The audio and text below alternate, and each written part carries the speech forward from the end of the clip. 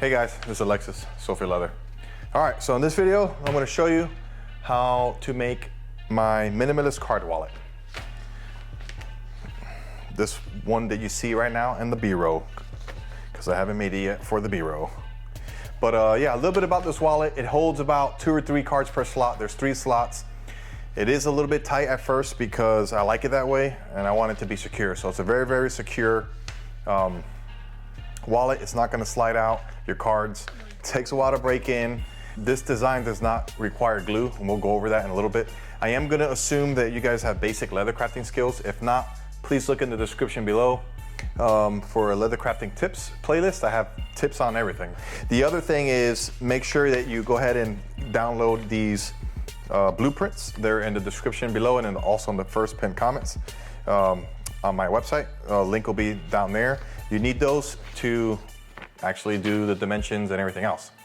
So before we start, let's go ahead and go over the hardware that we need, which is very simple. All right, so these are stainless steel money clips from Buckle Guy. I'll put a link in the description. I'm not affiliated, but I'll give you a link where you can get these. They have different colors. I think this is brushed silver, stainless steel, brushed stainless steel. This is champagne. They have different ones. I think they have a black, a shiny silver. Anyways, you can pick what you want. This is optional. You don't need this for this wallet. This just simply slides on the back. I'll show you at the end. And of course you need your leather, okay? And this is Buterro. And I would say anywhere between 3.5 to 4.5 ounces. I wouldn't go anything thicker than 5 ounces really. 5 ounces is pretty stout for this wallet. 4 ounces ideal. Anywhere from 4 to 4.5 would be ideal for this wallet.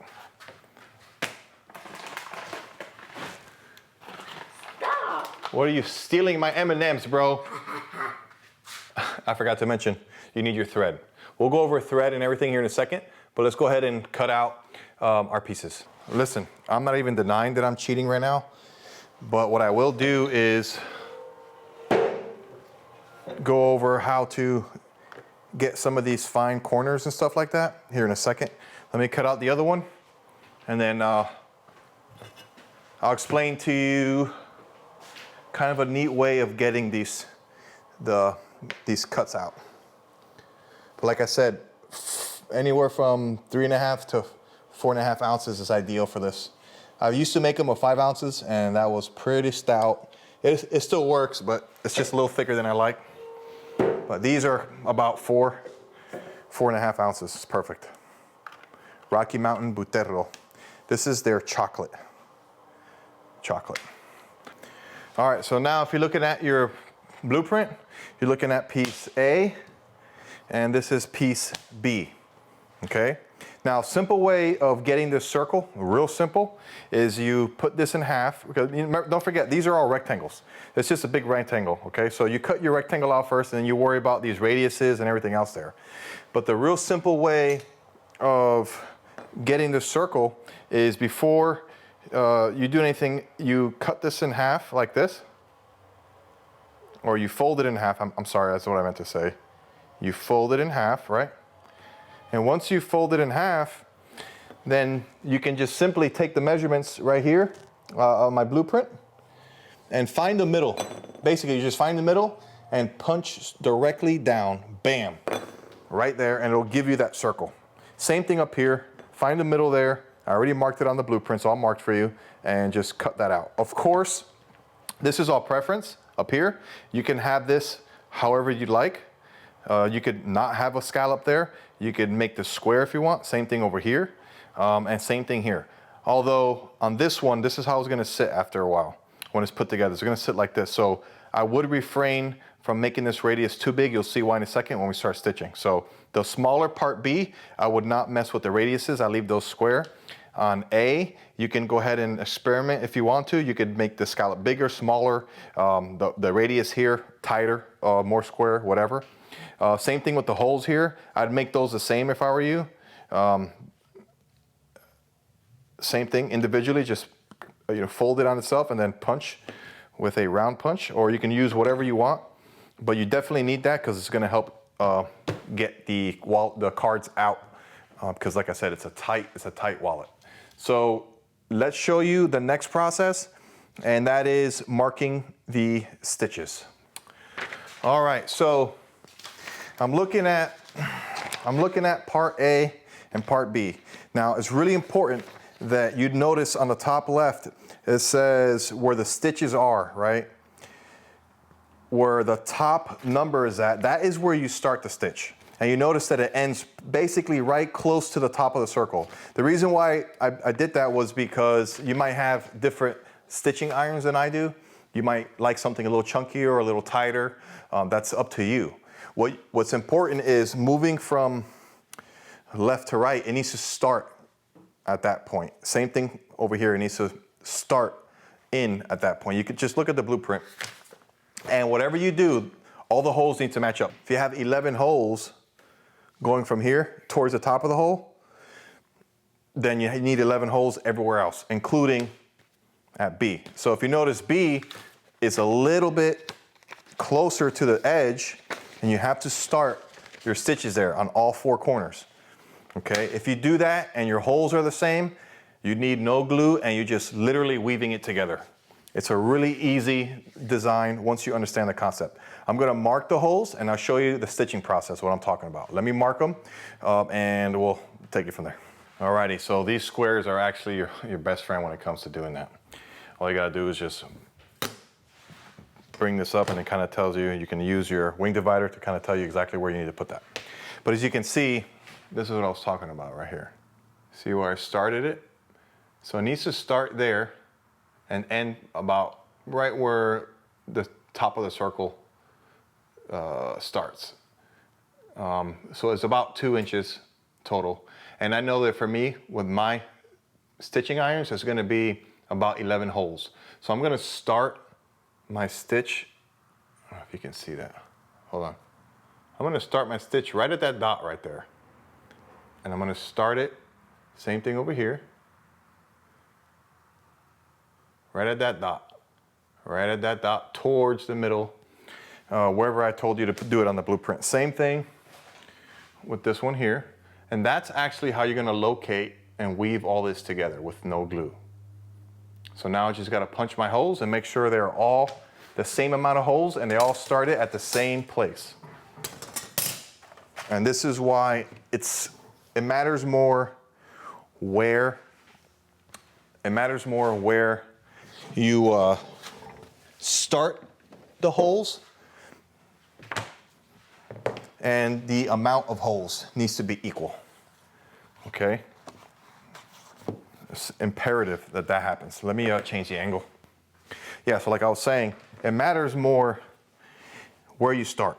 So I'm starting this stitch right where I put on that paper. And I'm using KS Blade stitching irons, 5.4 millimeter spacing, which gives me 5 stitches per inch. And I know from doing this so many times that I need 11 holes. All right. If you're using stitching irons that are chunkier, that'll give you 4 stitches per inch, you might only need 8 holes, right? Because you want it basically to end right where that circle is, which is about 2 inches, by the way. Same thing down here. And what we're doing is we're lining all this up. You're basically gonna line up 4 layers. And you're using the holes on the stitches to locate it. And if you're fast enough, you can get this done in like 20 minutes. So I got this figured out. Well, I have that die, that kind of helps. But I can get this done in about 20 to 30 minutes. All right, that one's ready to, we're gonna burnish the edges on that. Not all the way, I'll show you here in a second. Let me just punch these out. Now, same thing here. I needed 11 holes, and I needed 11 holes on absolutely all panels, because this is gonna get weaved through together.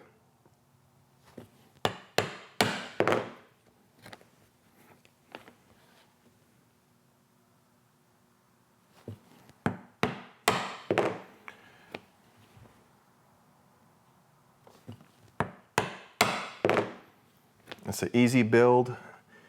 Takes a little bit of material. No glue required. And I found 4 ounces is ideal. So I'm done punching holes. I'm gonna put this away and we'll show you what we need to bevel and burnish real quick. All right, so this gets simply weaved like this. And you start from hole to hole, like that. And when you fold it over, you can already see how it's coming together. But since we can't get to these parts, we're gonna go ahead and burnish the parts we can't get to. So the top of this, the top of that, the top of this, and the top of this. The sides we'll do after it's put together. So let me go ahead and burnish that real quick.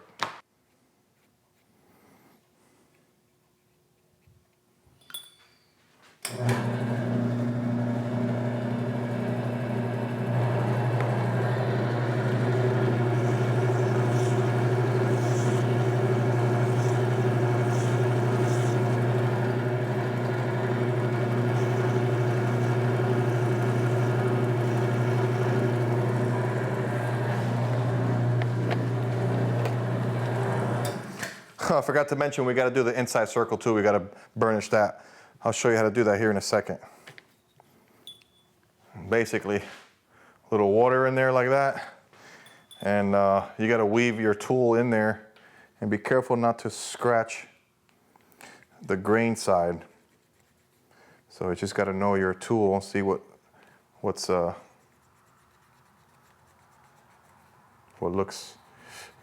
don't know what I'm saying. You know what I mean. Right, just shut up. I'm tired of your crap.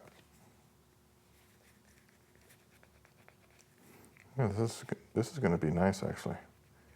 This is the first time I used this chocolate. I like it.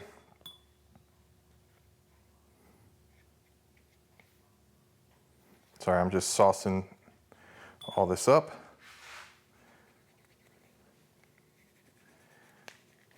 I hope this video is kind of straightforward. I know it could be kind of long-winded, but I want you guys to kind of figure this out, because once you understand how it works or how I put this together, then you can kind of modify it. That's the whole goal, is you don't have to make it exactly like this, but you get the idea.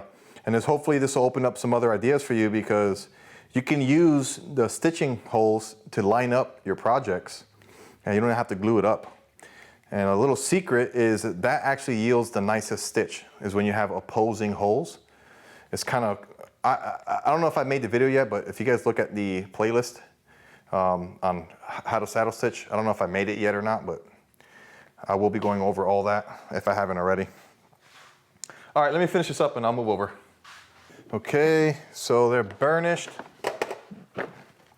And what I like to do is, you can finish the edges how you want. I'm gonna put a little bit of this acrylic resin. I've been doing this a little bit, just on the parts that I actually burnished, not on the other parts, because I have to still put that together.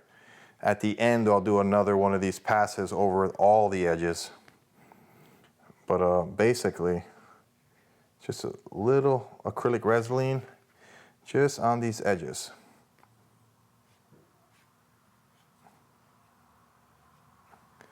And on the inside here as well. And it's easier if you fold this over in half to get to this edge, the circle on the inside. And this dries fairly easy.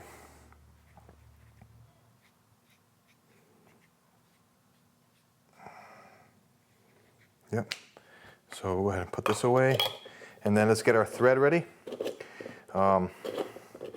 Yep.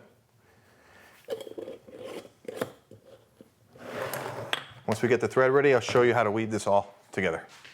All right, so you're gonna take pattern A, pattern B with the 2 scallops on top, just like that. And what we're gonna do is take your 1 thread and we're gonna weave it through the top hole,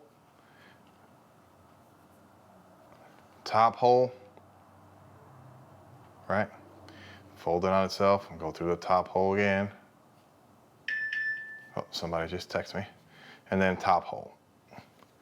And what you'll end up with is something like that.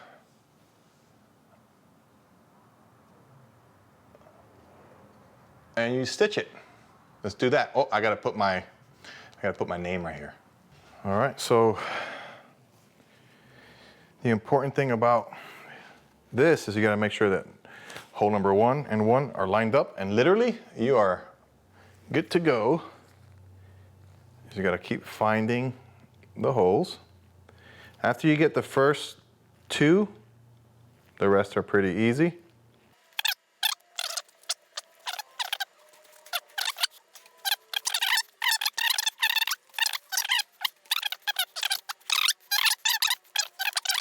And that's it. Let me show you what this looks like up close. All right, so this is the back side.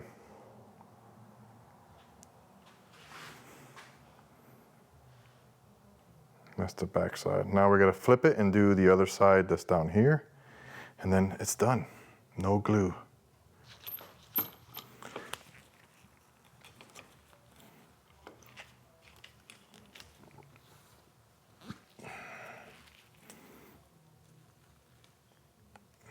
Line up the first holes. Of course, because the camera's rolling, I can't get this one. Now I got it. Okay.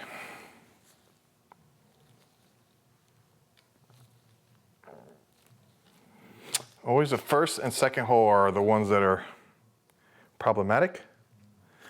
But once you get the first 2 holes, it all lines up. And that's it. I'm literally probably 6 minutes away from finishing up this wallet. So now you know how to make this minimalist card wallet. The only thing we have left is to just clean up the edges, and that is all.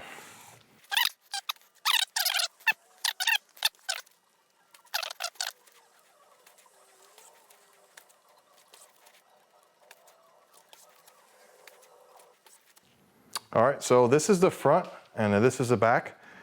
We're gonna do a back stitch. And then we're gonna finish the run on the back. So this is just a little back stitch. All right, you gotta make that ugly face while you do it, and we're gonna finish on the back.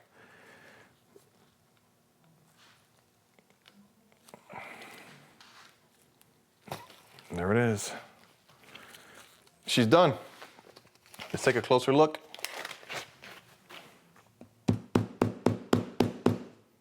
Wow. I'm not gonna lie. That came out better than I thought. This is the Butero, man.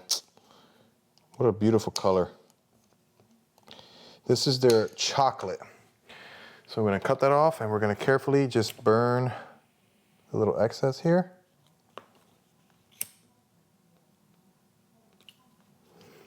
We're gonna put this to the side, put this away. Now this is done with the exception, let's go ahead and clean that up, the edges right here.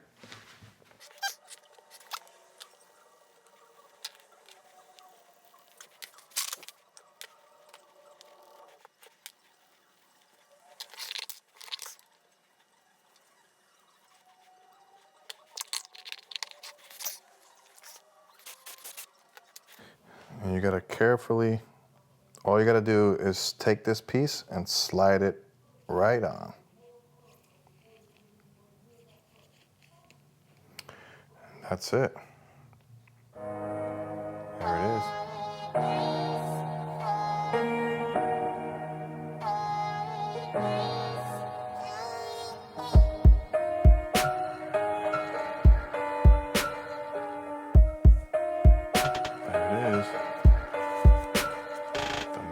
Bill.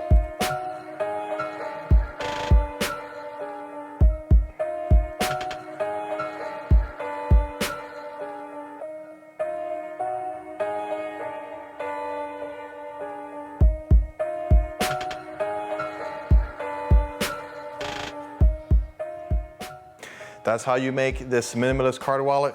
Don't forget the patterns are in the description and also in the pinned first comments. Yeah, if you guys like this kind of stuff, don't forget to like, share, subscribe, and hit that bell notification, you know, everything you're supposed to. But yeah, this came out really sharp. I really like the color scheme, actually better than I thought. If you have any questions, comment below. Yeah, I don't know what else. That's all I got for you. Okay, bye. God bless you guys. Have a good night. Bye.